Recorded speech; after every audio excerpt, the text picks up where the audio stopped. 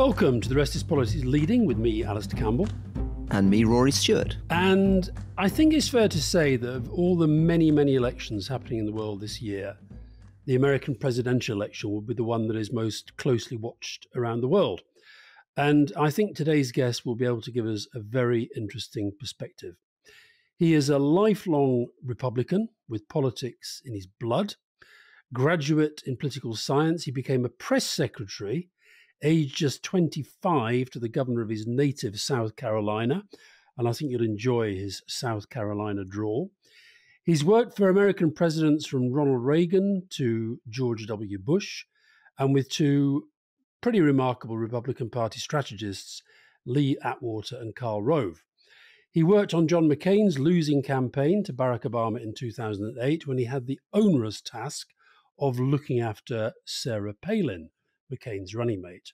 Now, I got to know this gentleman when he was a media advisor to George Bush Jr., George W., when he was seconded to work alongside me in Downing Street when we were seeking to coordinate the global response to the September 11 attacks in New York of 2001. He was a very, very good colleague, and despite our pretty major political differences, a very good friend.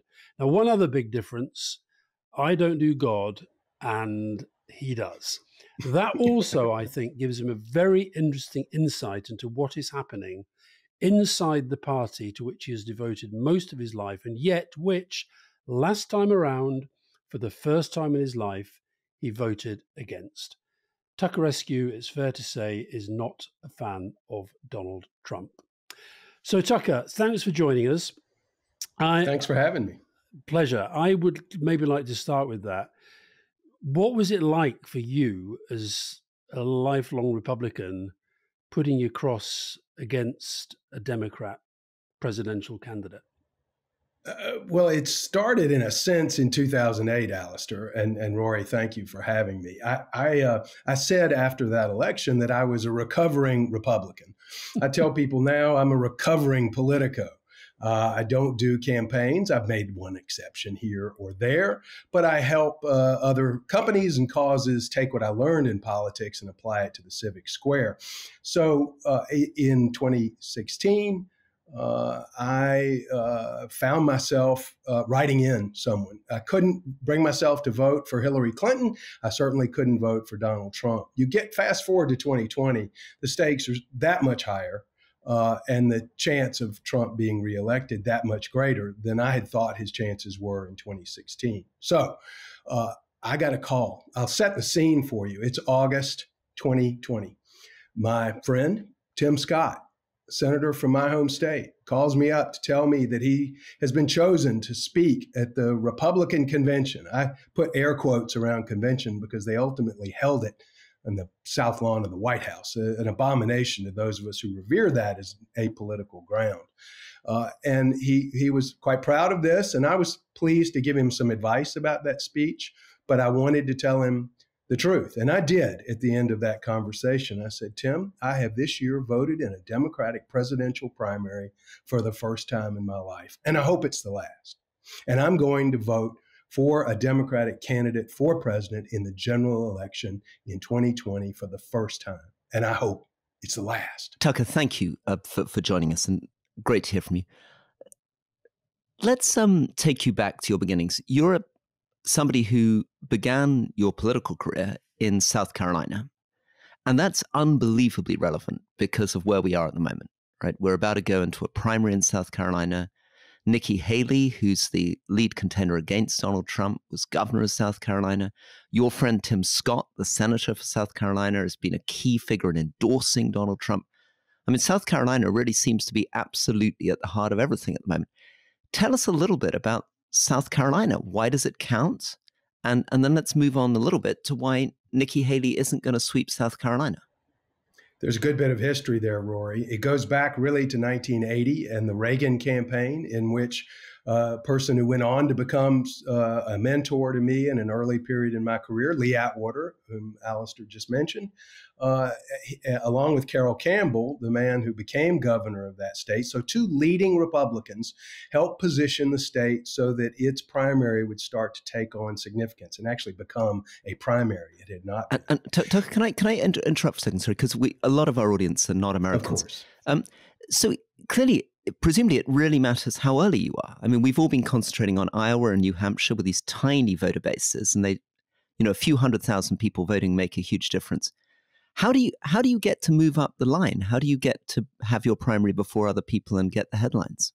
Well, primaries are not governed by the law. There are state laws that do apply to primaries, but parties often sit in the driver's seat. And in South Carolina, that was the case. It was an extra legal arrangement where the party ran its own primary so it could change its own dates. So I know that's a novel system.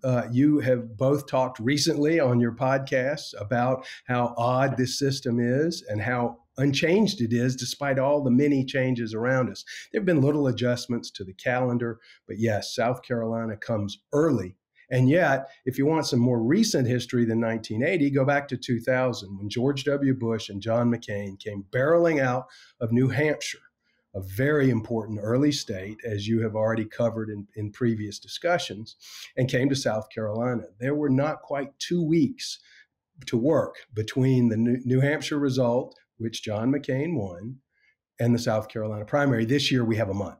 And Tucker, just let's take us back to that so we can understand the context of how this normally works. So McCain came out of that leading. How had he done in Iowa?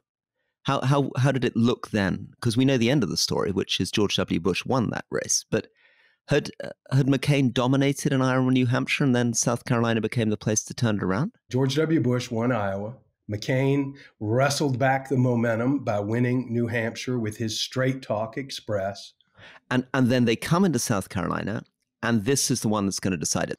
And then we came to South Carolina, and we beat McCain. We beat him. It was a hard-fought campaign. There were allegations of impropriety. South Carolina is known for tough politics, not as tough as the allegations put forth, but it was a tough, hard-fought campaign. George W. Bush was the victor. McCain stayed in the race after that, and there were further primaries for a number of weeks, but not too many weeks. George W. Bush wrapped up that nomination and began the march to the general election. Okay, final question from me then, back to Alastair. You mentioned that there were allegations at the time. Tell us a little bit about what the allegations are, what the worst things that can happen in primaries are, what the history of South Carolina primaries, and whether any of this could be true this time around too. Well, Lee Atwater is known in American political circles for a tough, dare I say, knife fighter's approach to politics. He was associated with the term wedge issues, a wedge being something that would cleave one part of the electorate from another part. And Lee was masterful at understanding human motivations, positive and sometimes the negative. And I think his reputation, rest his soul, died many years ago of a brain tumor, took on almost mythic qualities, some of which he encouraged, some of which were probably true, some of which were not. And, we'll leave it to higher powers, Alastair, to determine what's true and what's not true in all of that. South Carolina politics is tough. American politics is tough. And yet we had never, until Donald Trump, had anyone as transgressive, as brutal, as personally derogatory, as norm-busting as this. So some people would say South Carolina is the perfect territory for him. But let's remember, it's a state that elected and reelected Nikki Haley. And it's a state, it's been 10 years since she's been on the ballot there. But I know she has wanted to take the campaign into her home territory where she faced some terrible allegations about personal behavior. And I'm not going to give airing to the sort of sordid stuff that can come out. But I will say she persevered through all of that, was elected and reelected. And I think she wants to get on home turf. It's not especially friendly turf, though, to her and to the idea of non-Trumpism. I won't necessarily call it anti-Trumpism, but just you folks have defined it. There are people who are always Trumpers. They're the maybe Trumpers and the never Trumpers. And she wants some of all of those, but mostly the maybe Trumpers and the never Trumpers. And at this point, they're not enough. Tucker, can you see any way that Donald Trump isn't the Republican Party presidential candidate? Well, we keep going back to higher powers, but an act of God, could stop that. It's very hard to see how anything short of that keeps him from the Republican nomination. There are surveys that show a significant minority of the Republican electorate would not vote for him were he convicted in a court of law. Sadly, Trump has a way of defining deviancy from the norms downward. And I think there's a chance that too could fade, just as being indicted might once have killed a presidential candidate's chances. Sadly, it has locked in some of his base who have gotten quite accustomed to defending what in any prior period of American history would have been indefensible. So what does it say about your country that this is happening? I mean, I think that were Trump a British politician, I think he'd be finished by now. But as you say, these scandals and these court cases and these indictments, they seem to help him rather than hinder him. So what on earth has happened to the party that you supported and also the country that you're so proud of? And I am, demography, sociology, psychology, and pathology. I mean, you really have to understand all the different forces that led us to this moment. But the fact that Donald Trump is one of a kind with shamelessness as his superpower means that people who might have been unhappy or angry about some circumstances in 2015 and 2016, people who are caught up in his charisma, and he's got it, in enormous amounts. It's a kind of dark charisma, of course, but it is entertaining and it attracts people's attention in an era where attention is the greatest commodity out there. You take those unhappy people, you take a rapidly changing society, and even those voters who had doubts about him had more reason in 2016 to vote against Hillary Clinton, doubts about the Clinton era and all that came with it and her weaknesses as a candidate and the legal issues that were raised in that campaign. And so people began to defend, as I said, the indefensible. And over the last years, they have become quite accustomed, so much so that even when they defend it, they start to believe it. And I think there's a kind of cognitive dissonance here where people are, defending things they never would have before because they've put on a higher pillar their allegiance to Donald Trump. It's very worrisome. And Tucker, we absolutely understand that you're now a fervent critic and opponent of Donald Trump. But am I picking up that in 2016 you actually voted for him? And if that's true, could you talk us through the kind of psychology then of how people felt in 2016 about Hillary Clinton and about Trump? I wrote in Evan McMullen's name.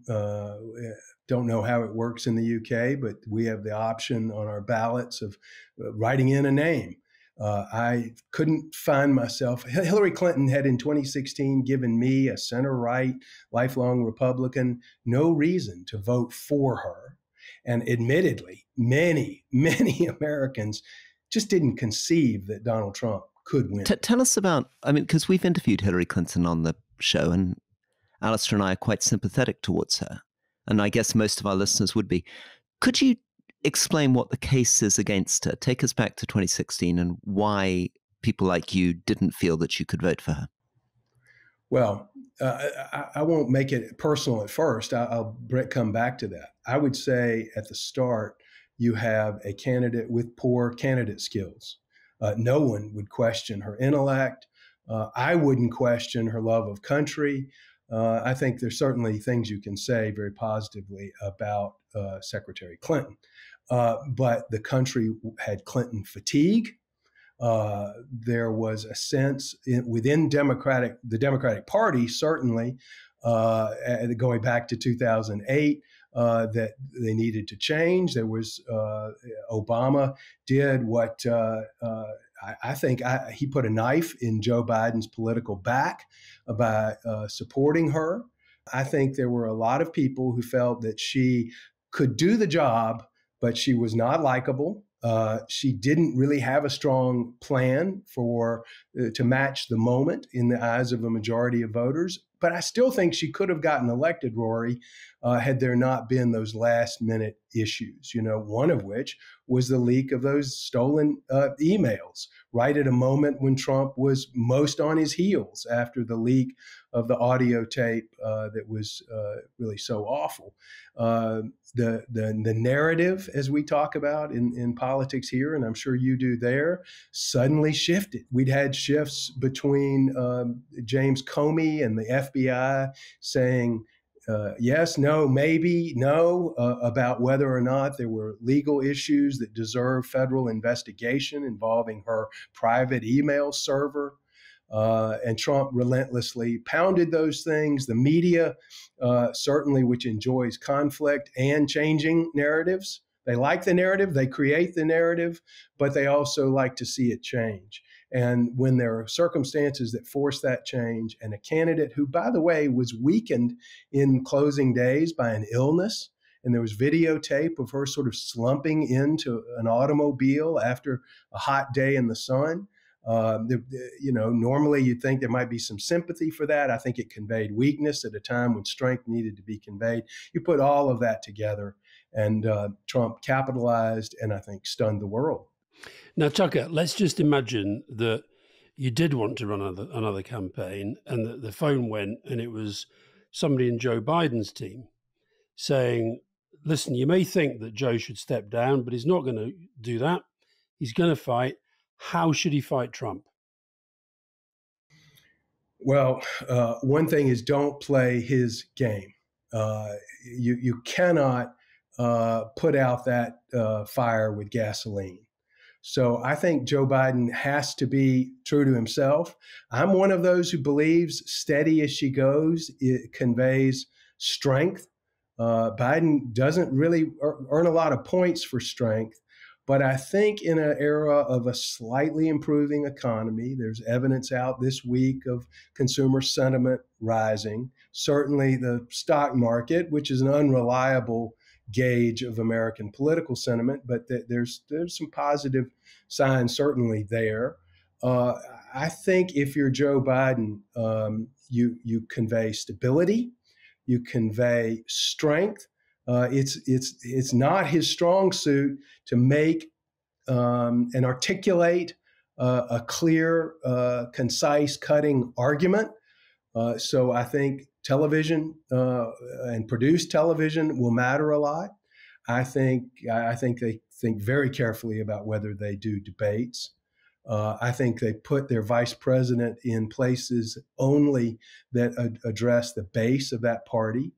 And I think you pray for Trump to become even less stable and even more incoherent over the course of the year ahead. And I still don't feel great about the chances. This is a risky election. Tucker, take us back to two questions that we often get asked. One of them is, why is Joe Biden running again? Why doesn't he step down and let somebody else have a go? And I guess the second question is, given that he's running again, can you help international listeners understand why he didn't replace his vice presidential candidate? Yeah. So your second question, Rory, I really had thought, and maybe it was just wishful thinking, that Biden might do to his vice president, in effect, what his president, Obama, had done to him. Presidents have to have a kind of ruthlessness. Leaders of, Western democracies want to appeal to our better angels, but they have to be tough as hell. And I think if you were tough as hell and you really knew what the landscape was in front of you, you would take a demonstrably weak running mate and replace her with someone who satisfies some of the needs of the base of that party and take the hit.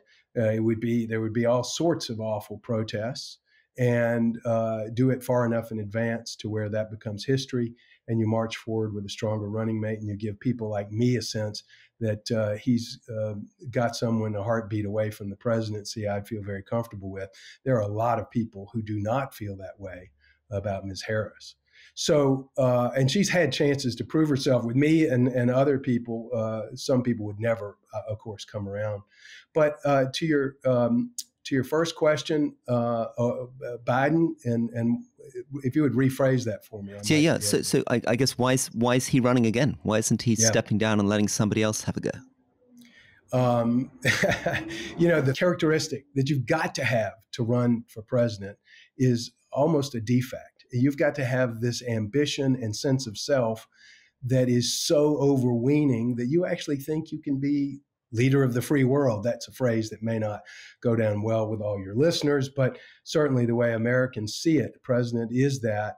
And to assume yourself in that role in this era with these challenges, with these stakes, is to be, by definition, almost defectively convinced in your own abilities. So he's got that. That's a threshold matter. And so if you've got that, it's pretty hard to pry the keys to the front door of the White House out of your hand. I share the question. I asked it for the last year or two of my Democratic friends and partners, and I think he and Mrs. Biden believe that they were the only campaign that could have beaten Trump in 2020, and I think they're probably right about that.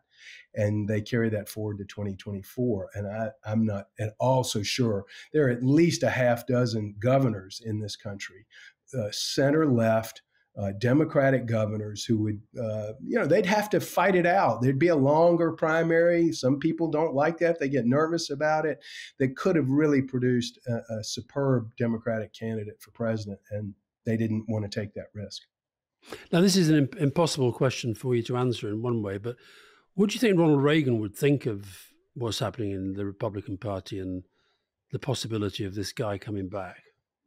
They'd be sickened by it. What this person does is tear at every norm, every pillar of our society.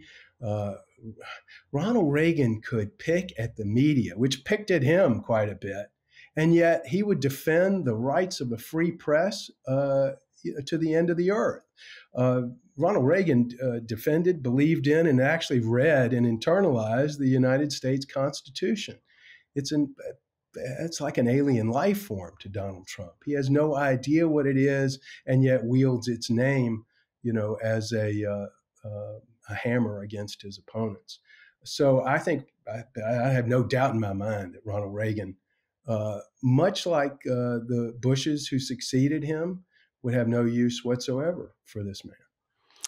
Help us understand a little bit how radically different Trump is, because it can feel as though there were people out there who prefigured him. So, for example, people like Newt Gingrich seem to be leading a certain kind of assault on Congress that we can see some elements of today. People like Ross Perot in different ways were popular. Sarah Palin, who you were the aide to during McCain's campaign, often seemed to be that kind of populist. There are a lot of people very shocked that she became John McCain's running mate. Tell us what's different about somebody like Trump compared to figures like Sarah Palin that certainly seemed pretty terrifying at the time. You could call Ms. Palin almost proto-Trump in some sense. Very good, very charismatic, very good at bumper sticker length labels and attacks. But unlike Trump, she did not have the ends of the earth confidence, the sense of overwhelming confidence in herself. She'd been placed in this position by John McCain's choice, not through her own efforts. And say what you will about Donald Trump, he envisioned this, he called it, he executed against it, and he did it. And I think that sets him apart. Yeah, there are any number of strains of politics that contribute to the rise of Donald Trump, individuals whose actions, and I condemn every single one of those to the degree it contributed to making Trump palatable, acceptable, reasonable, or within bounds. But of course, you can't forget, it was Ronald Reagan, George H.W. Bush, and George W. Bush who were elected, in the era leading up to Trump. So the Republican Party has plenty of very responsible leaders who, like their Democratic counterparts, have their strengths and weaknesses, but who nonetheless played within bounds. And it is a sad commentary on all the rare circumstances that weave together into the moment that created Donald Trump and that he capitalized on. Now, just on George W. Bush, Tucker, that was when you and I got to know each other because you were part of his media team in the White House. I was in Downing Street. We were trying to coordinate things after September the 11th.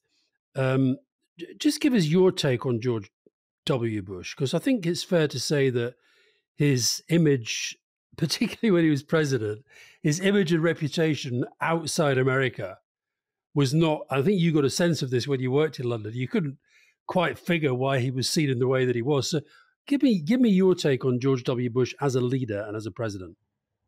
Well, you remind me of a moment, Alastair, when I landed in London to come work with you at Number 10 and at the Foreign Office.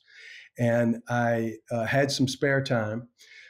I sat in a coffee shop in Piccadilly and watched a demonstration go by. This is fall of 2001. And I was struck by the unambiguous condemnations of George W. Bush, even in the wake of 9/11, and even support, or at least signs that nodded in the direction of Osama bin Laden. So, I got a sense of how he was perceived, at least on those fringes. And yes, reading the daily papers, working with you on messaging, knowing that it presented a challenge to you. Many Republicans, Ronald Reagan, the cowboy, had faced similar. I think we had a unique moment. We had a unique man, a remarkably big-hearted man who could sit in front of a table at the White House and take visitors on a world tour of what he was seeing and analyzing and understanding. And that did not always convey through a television screen or even off the printed page. And yet, remarkably charismatic and bright man who suffered from those attacks without thinking too much about them. He let those arrows bounce off of him as best any politician can, and did to our repeated assertion, stick to his beliefs.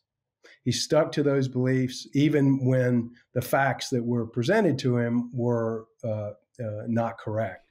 Mm-hmm. And I think conviction is an absolutely essential quality in a president. He had it, and he had love of country and the Western alliance in very challenging times. I'll finish this by just saying, you're president on 9/11. There is no playbook for what has just happened to your country. And Londoners and others there can identify, after the attacks in London, which came later, but there was nothing that really had been put in play for a series of steps to take after that kind of asymmetric attack. And I think he did his very best over and over again and gave his all for 8 years to the cause of freedom. What did you think when you got the call saying, get your wife, get your family, you go to London? Was this a wonderful surprise for you? As I've told the story, I had a colleague who worked with me, Greg Jenkins, and he and I were going to leave the country and help set up these coalition information centers. And I drew the short straw and sadly got London, and he got Islamabad. So as difficult as those times were, it was an incredibly broadening experience. My wife had lived in the UK during a summer internship in college. I was delighted to get to know the city, and it brought me back as recently as just before Christmas this year, and I still love it. Tell us what differences you found between the US and UK systems. I mean, I spent quite a lot of time in Afghanistan and Iraq, and I was always astonished by the difference when I went to a presentation from a US general compared to a UK general. The scale, the professionalism, the depth of stuff going on in the US compared to what things felt like in Britain. Give me a sense of how it felt in terms of scale, expectations. What surprised you in the first few days when you turned up in Downing Street? Well, aside from being in a place where there was a great deal of sympathy for the United States, and yet there was already the sort of counter effect. We hadn't at all gotten to that place in the United States. So you knew to borrow a term from American entertainment, that Dorothy was not in Kansas anymore. We're in a new place, a different place, and yet one that we have deep roots and deep affection and alliances. So I felt at home, but a new home. And was thoroughly broadened by living in an environment that included many people of Arab descent, including Muslims, a place that was remarkably international. Just on Downing Street itself, in terms of the resources, the way that it was run, the building itself, how did all of that compare to the White House? And try to be frank. I know you want to be polite, but give us a sense of the. Yeah. Give us a sense of your honest reaction when you first turned up. Did you think, whoa? You thought this is a nice little 3-star boarding house? Its scale is quite different. We call the land and the compound the White House is on the 18 acres. That's its nickname. There are no 18 acres. So the scale is different. But you sit in the lobby in a smaller welcome spot, and there are 7 newspapers laid out in front of you. I'm the son of a newspaper man. I was so excited to be in a newspaper-centric culture. So I love that. I was amazed to get secret information in a brown paper bag that was handed around in the Foreign Office. That was very striking to me. Notwithstanding Donald Trump's transgressions with secret documents, I can assure you, prior to the Trump era, documents were distributed, maintained, burned, and shredded with a care that is extraordinary in the pre-Trump era, and will be again someday if it isn't already under Biden. So there were differences. It's this hutch, it's this warren of offices without quite the same sort of reason. The White House has been added to with the West Wing, which is what most of us really think of when we think about the White House. But the residence, as we call the building that you see visually in your mind, is grand. It's massive. Everything's painted in white. There's a brilliance to it that is quite striking. And then next to it is the Eisenhower office building, this almost Baroque old structure with huge columns, and it's got weight to it. It is substantial. So I didn't quite feel that. Tucker, I think it's very revealing that Rory asks you to describe what Downing Street's like, and you ended up describing the White House. We get the message. It's not the same. It's not the same. It's not the same. I mean, what else would I say about that? Alistair, you had the time of your life. You had the time of your life. I did. Every day started with Alastair, ripping into either a spokesman or a newspaperman or a woman in a room with 15 other people, all either because they have that sense of humor or because they were dutiful minions laughing uproariously. Well, it was very, very good to have you. Let me just ask you something else about. I mentioned this in the introduction. This whole thing about religion. So I can remember, George W. Bush and him once asking me, why I didn't believe, and he sort of obviously saw it was kind of quite a defect. You're a, committed Christian. And I was, during the Iowa primary, I saw this extraordinary television report inside a church in Iowa where the guy in the pulpit was explaining why people of God have to vote for Donald Trump. Yeah. Now, again, I don't understand what's happened to the American psyche. So give me your analysis from the Christian perspective of what's happening in your politics, that the evangelicals all seem to be so much behind Trump. I don't get it. There is a cottage industry in trying to determine what is really going on in the evangelical movement. I belong to a mainline Protestant church, Episcopalian. Yeah. So we nod to the Archbishop of Canterbury while having very local control of our churches. And I belong to a church where 2 weeks ago, we actually talked about politics in what we call an adult forum, not the pulpit, not the church itself, but in a separate room where I was allowed to speak to the idea of depolarization and an organization called Braver Angels and some of the civic reform movements going on in this country. Not every church is like that. There are plenty. It would be impossible to overgeneralize about the Christian church in America. There are many strains of the faith, but any strain of the faith which puts politics above faith and the tenets of a religion. I have a partner, Mike Shannon, who says very wisely that if you're orthodox in your Christianity, you should be unorthodox in your politics. And sadly, that has not happened in too many of the evangelical churches in this country. Not all. I think this is something I'd love to develop more.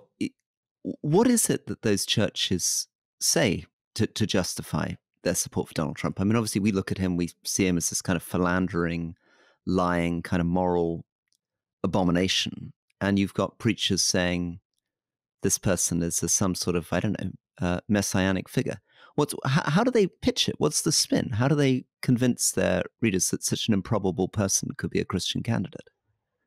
I think the sense of grievance and being under assault and looked down upon by your betters, so to speak, drives a great deal of this, and a sense that that the way it was, which includes tenets of faith, but much more than that in terms of patriotism, society.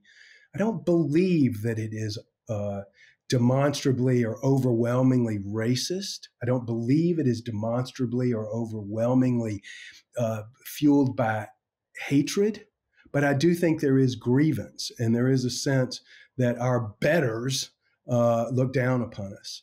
And the changes that have occurred in our society are too rapid, too destabilizing, and run counter to what we in our group, our in-group, considers the norm. And Donald Trump's a fighter.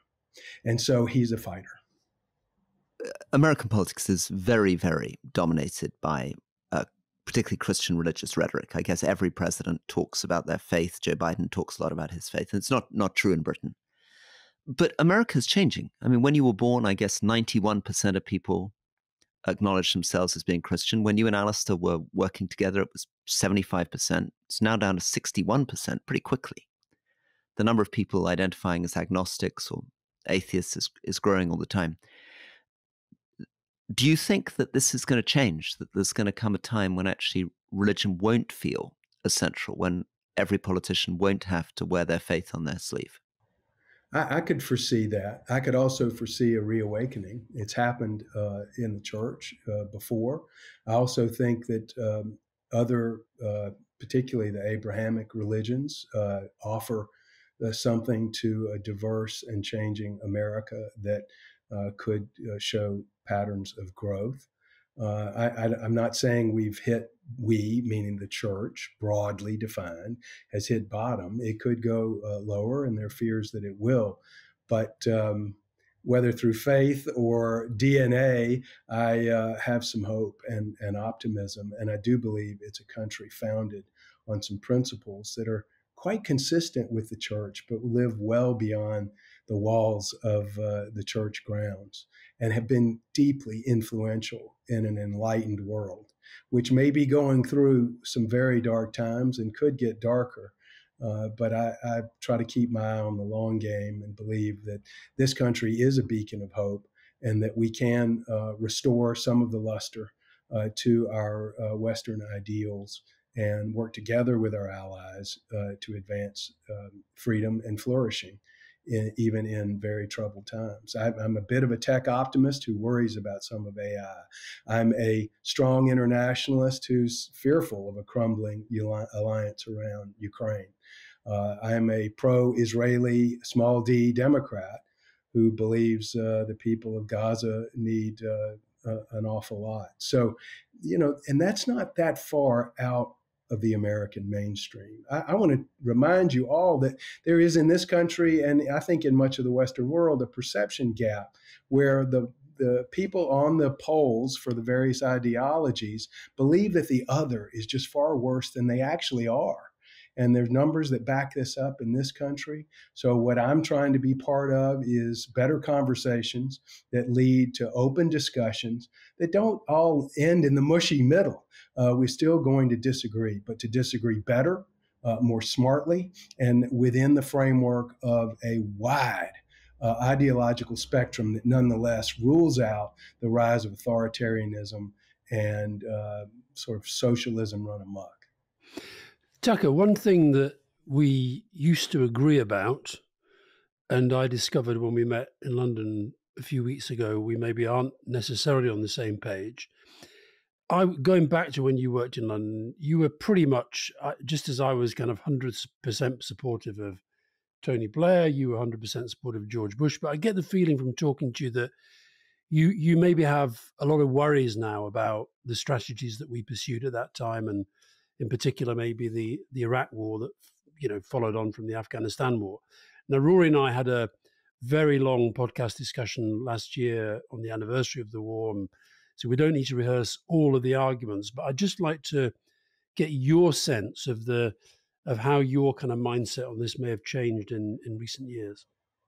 Well, I'll start by saying that I am on the record over and over again defending President Bush, Prime Minister Blair, particularly while I was still in the government, left in early 2004.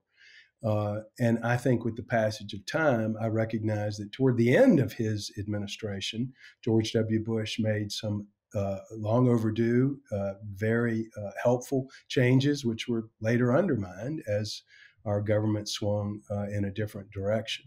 I think there were nothing but the best of intentions for our country and our alliance and the West and peace. I think there was, as I've said, no playbook for contending with our enemies in a post 9/11 world. And I believe that those who've accused Blair and Bush and others of lying are doing so willfully, knowing that they are wrong, knowing that a lie is about intention and not effect. I think there were very damaging effects from mistakes, but a mistake is far different from a lie. And in the way that George W. Bush held true to supporting our troops and trying to defend our country, I believe he did the best he could, and he will let history judge him. But he didn't lie, and yes, he's human, and there were mistakes. He made mistakes. I made mistakes. And we're all living in a post 9/11, post Iraq, post Syria, post. We're in tumultuous times.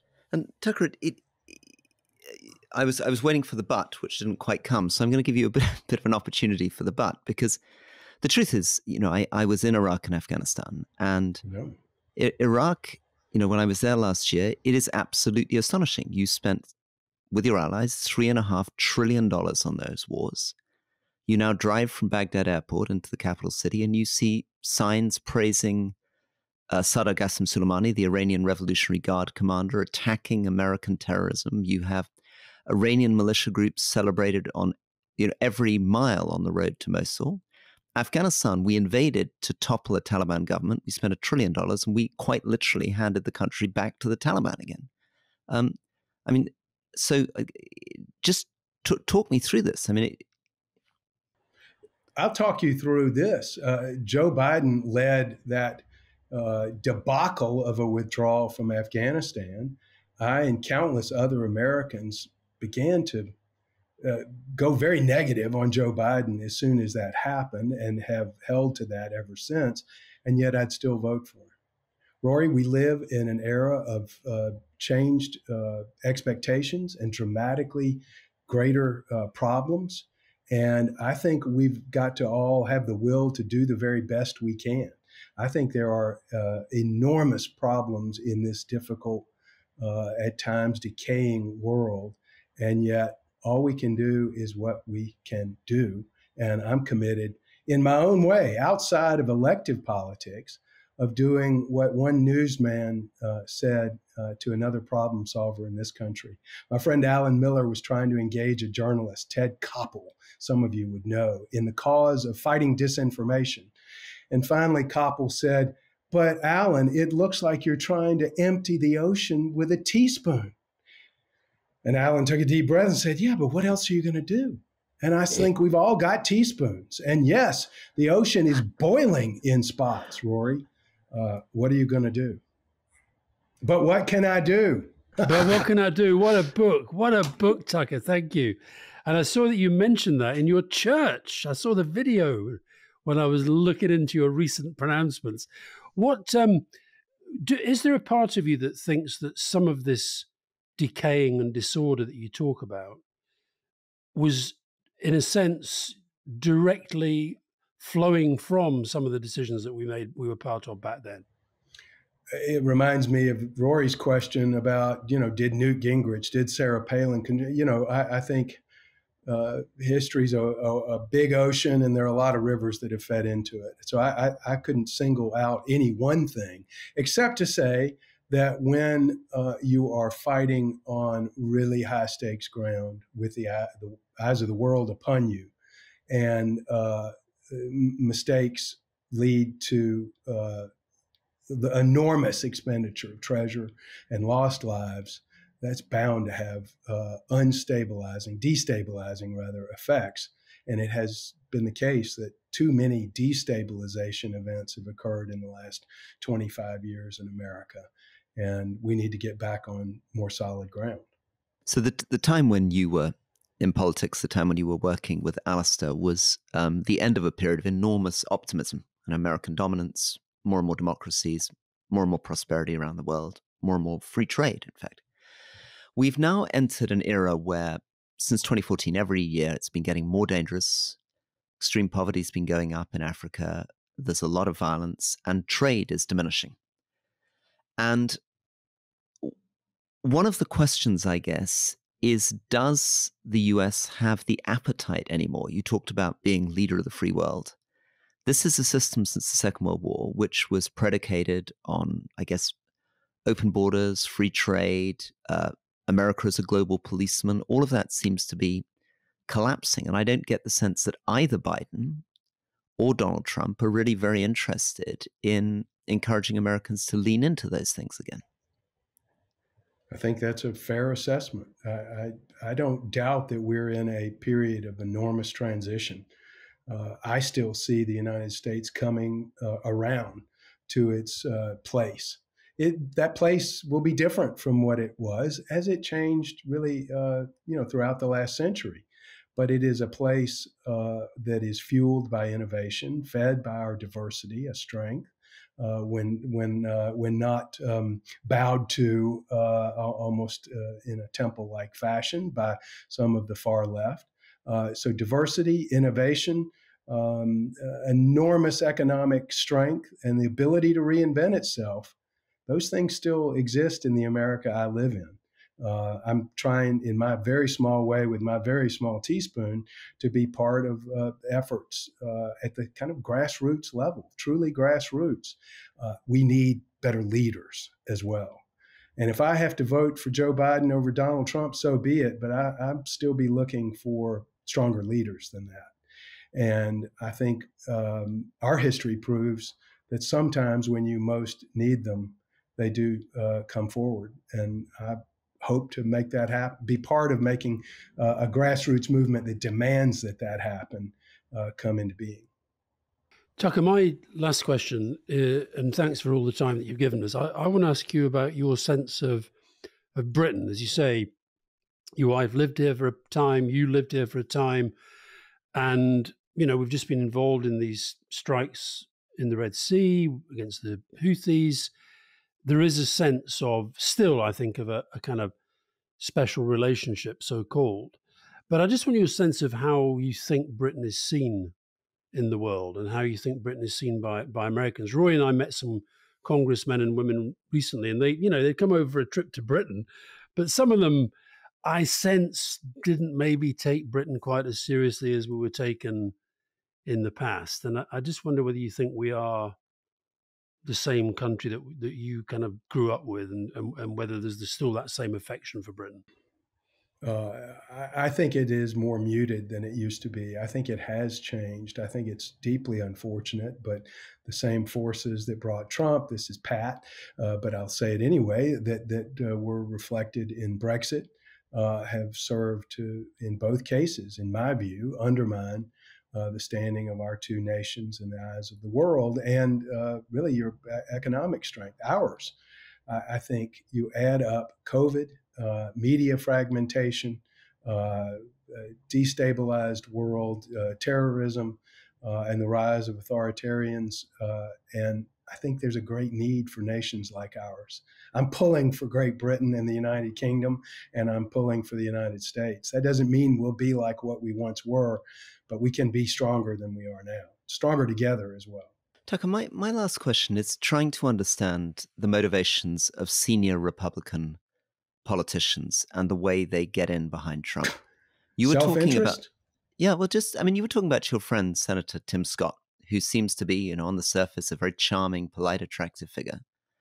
And he got up on that stage with Donald Trump at the end of that vote in New Hampshire. And he said, I guess you don't, you must really hate Nikki Haley because you've endorsed me. And Tim Scott put a big grin on his face and he said, I love you, Donald Trump, right? And then I'm left there thinking, what is happening?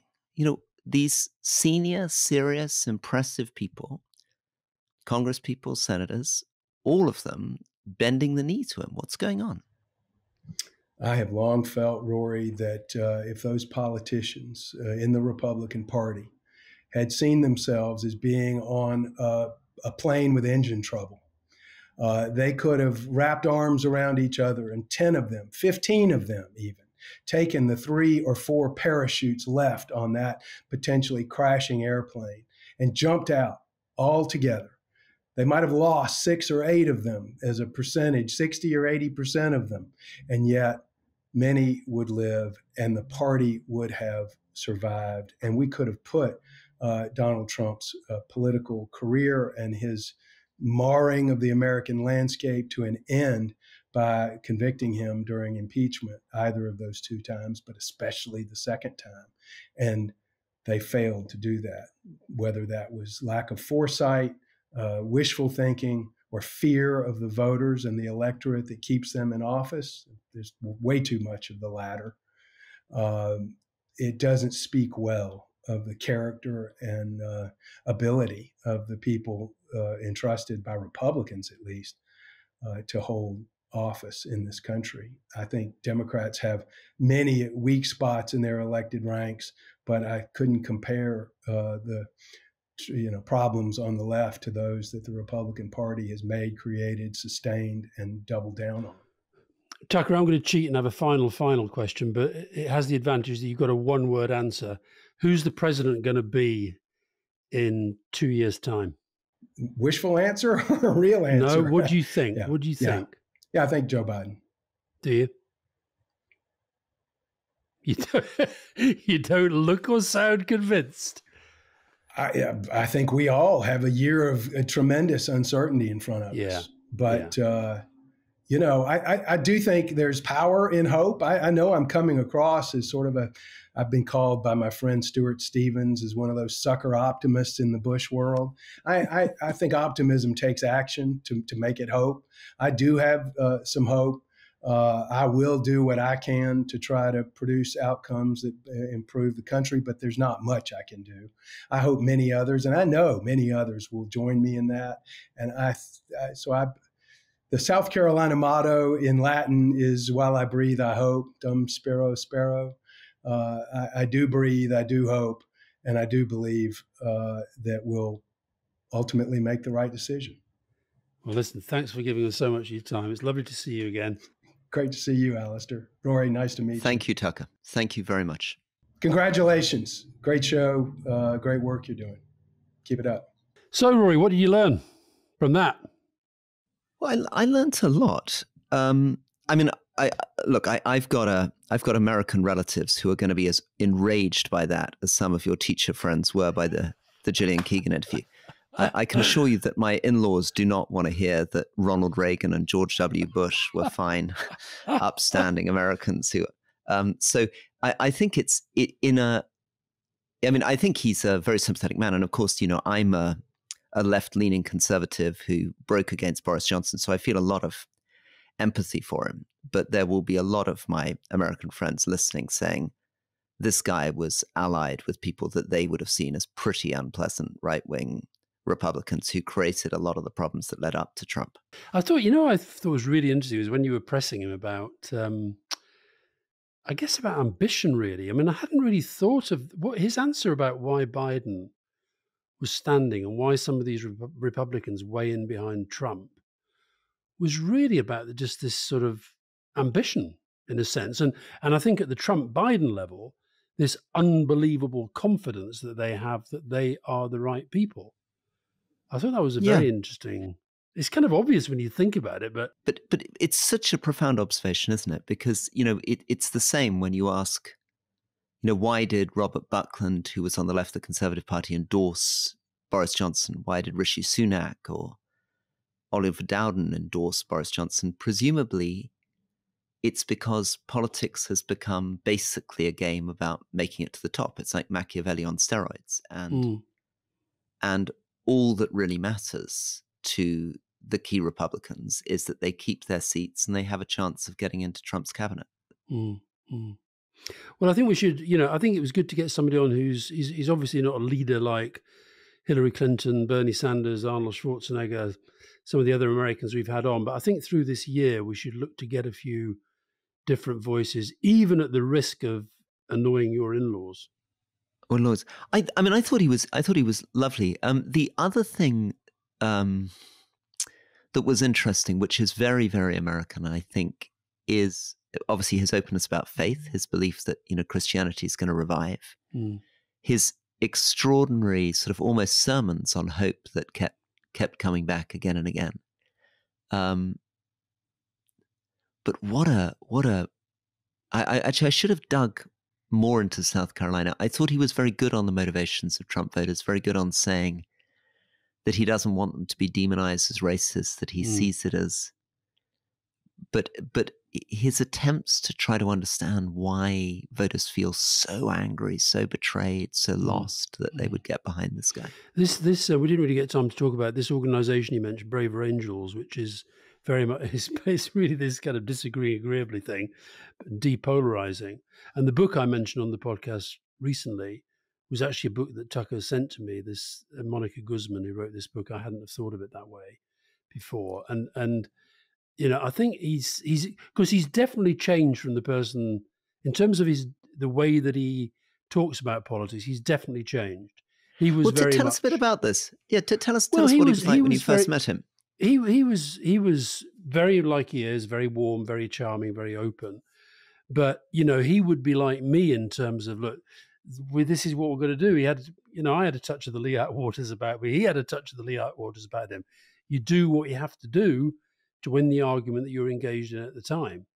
And I think he was always very reflective. But I think what happens because of the polarization that's gone on now, I think he feels we have to come at politics and political argument from a different way. So he's somebody that would have almost come across 20 years ago as a kind of ruthless realist. But now when he sees people like his friend, the senator from South Carolina, getting in behind Trump, he's like, there's a limit to the ruthless realism. Yeah, he's thinking around it as opposed to just thinking, well, that's the obvious right thing to do because, that's your team and you're trying to win. He held back. You were right to say when you said, you were waiting for the but. When I've spoken to him before, he kind of has been a bit tougher on the policies that we pursued in the aftermath of, particularly in relation, I think, to Iraq. But I guess he's also one of those guys. He's pretty loyal. You would never get him to say a word against George W. Bush's integrity. And, he's still a bit like me with Tony. He'll speak up for him because he gets plenty of people who don't. As to when you were working with them in 2001, began working with them in 2001, did you think there was a very distinctive American approach to communication, which was a bit different to the British approach? In those first few days and weeks working together, did you notice that he came from a different context and culture? I think he fitted in very, very well with what we were trying to do. And we were trying to build these international coalition information centers, they were called, in Washington, Europe, and Islamabad. In fact, the guy that he talked about, his friend Greg Jenkins, the other person who drew the short straw, may shortly be a cabinet minister, because Pat McFadden was... I can remember Pat has quite a lugubrious face anyway, but when I said to him, Pat, I really think you need to go to Islamabad, his face did fall somewhat. But anyway, off he went, and as ever did a brilliant job. But no, this all started in the context of what we'd tried to do during the Kosovo war, when we did build in these internationalized communications infrastructure. So after 9/11, I sent a copy of all the papers that I'd done on the Kosovo situation to Karen Hughes, who was Bush's communications director, as a result of which we then sort of got these new structures. And Tucker was the guy that Bush sent to come and be his man inside the London hub, as it were. So I think our communication systems were pretty similar. Well, Alastair, thank you very much for getting on. I mean, I thought it was really interesting, and strength to his arm. It's really good to see somebody of that seniority taking the fight to Trump. See you soon. See you soon. Bye-bye.